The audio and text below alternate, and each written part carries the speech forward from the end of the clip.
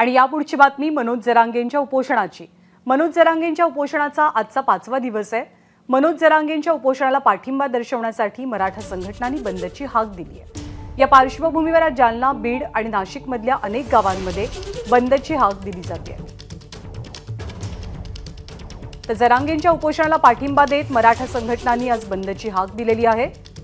मनोज जरांगे यांची प्रकृती खालावल्याचं कळते। उपोषणाचा आजचा 5वा दिवस आहे। त्यांच्या नाकातनं रक्तस्राव होत असल्याची माहिती मिळते।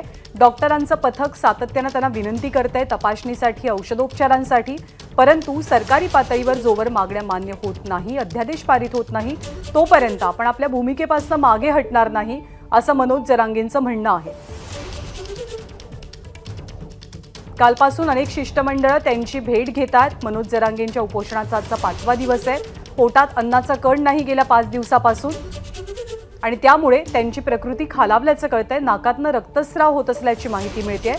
प्रत्येक पातळीवरती त्यांची विनवणी करण्याचे प्रयत्न केले जात आहेत। त्यांनी अन्नप्राशन करावं यासाठी सर्वच जण प्रयत्नशील आहेत, परंतु सगळे सोयरेंसंदर्भातला निर्णय लवकरात लवकर घ्यावा। सरकारनं 15 फेब्रुवारीचं अधिवेशनाचं आश्वासन दिलेलं होतं, ती तारीख आता 20 फेब्रुवारीपर्यंत पुढे का ढकलली आहे, असा प्रश्नही जरांगेंनी उपस्थित केला आहे। रवी मुंडे आपल्याला माहिती देतात। रवी, प्रकृती खालावल्याचं कळतंय, काय होतंय नेमकं मनोज जरांगेंना? ज्ञानदा 5 दिवसापासून त्यांनी म्हणजे अन्न पाणी नाही घेतलेलं आहे आणि आता ती परिस्थिती म्हणजे दिवसेंदिवस बिघडू लागलेली आहे आणि तो असर दिसू लागलेला आहे त्यांच्या प्रकृतीवरती। आपण बघू शकत असाल या ठिकाणी मनोज जरांगे आज सकाळपासून त्यांनी अगदी डोळे देखील उघडलेले नाही आहेत। मात्र मगापासून एक अशी माहिती कळते की आता ते नाकातून त्यांच्या रक्त निघत आहे। खरं तर इथं ऊन जास्त आहे आणि डिहायड्रेशनचा इथे प्रॉब्लेम होऊ शकतो। डॉक्टरांनी देखील असं सांगितलेलं होतं की पाण्याअभावी त्यांना डिहायड्रेशनचा त्रास होऊ शकतो आणि तीच कुठेतरी दिसू लागलेलं आहे। नाकातून रक्त येण्याचा प्रकार तो आहे का, हे डॉक्टरांशी सल्लामसलत केल्यानंतर आपल्याला कळेल।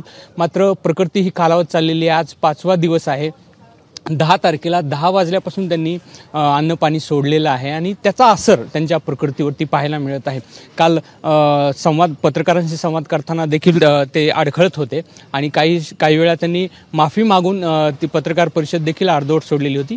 त्याचे परिणाम त्यांच्या प्रकृतीवरती दिसू लागलेले आहेत। खरं तर आता तातडीची त्यांना नितांत गरज आहे उपचाराची, असं देखील डॉक्टरांचं म्हणणं आहे। कारण यावरती पाणी आणि सलाईन हाच प्रभावी उपचार तात्पुरता आहे। त्यामुळे डॉक्टरांनी काल त्यांना तपासणीसाठी आग्रह केला।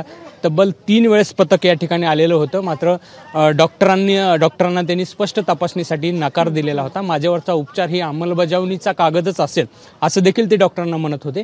त्यामुळे स्पष्टपणे डॉक्टरांना त्यांनी या ठिकाणाहून धुडकावून लावलेलं आहे। उपचार मी घेणार नाही असं देखील त्यांनी म्हटलेलं आहे। मात्र हे तपासणी किंवा जोपर्यंत त्यांच्या रक्त चाचण्या होत नाही तोपर्यंत त्याचं अचूक निदान होणं सुद्धा अवघड आहे, असं डॉक्टरांचं म्हणणं आहे। मोठे वैद्यकीय अधिकारी आणि स्पेशलिस्ट या ठिकाणी आलेले होते। काल नेफ्रोलॉजिस्ट देखील या ठिकाणी होते। त्यांनी देखील या ठिकाणी तपासणी करण्यासाठी आग्रह धरला। जालना जिल्ह्याचे जिल्हा शल्य चिकित्सक देखील या ठिकाणी होते। त्यांनी मनोज जरांगे यांना तपासणी करू देण्याची विनंती केली, मात्र त्यांनी तो स्पष्टपणे नकार दिला। आणि आपण बघत असाल तर अशा अवस्थेमध्ये मनोज जरांगे आज सकाळपासून आहेत। त्यांच्या नाकातून रक्त येऊ लागलेलं आहे आणि आता त्यांना उपचाराची गरज आहे असं दिसतंय। नांदा, धन्यवाद रवी या सगळ्या माहितीबद्दल। तर गेल्या 5 दिवसांपासून उपोषण सुरू आहे मनोज जरांगेंचं। पाणी ते प्यायलेले नाहीयेत, पोटात अन्नाचं कण नाही आणि डिहायड्रेशनमुळे त्यांच्या नाकातनं रक्तस्राव होत असल्याची प्राथमिक माहिती मिळते। एबीपी माझा, उघडा डोळे बघा नीट।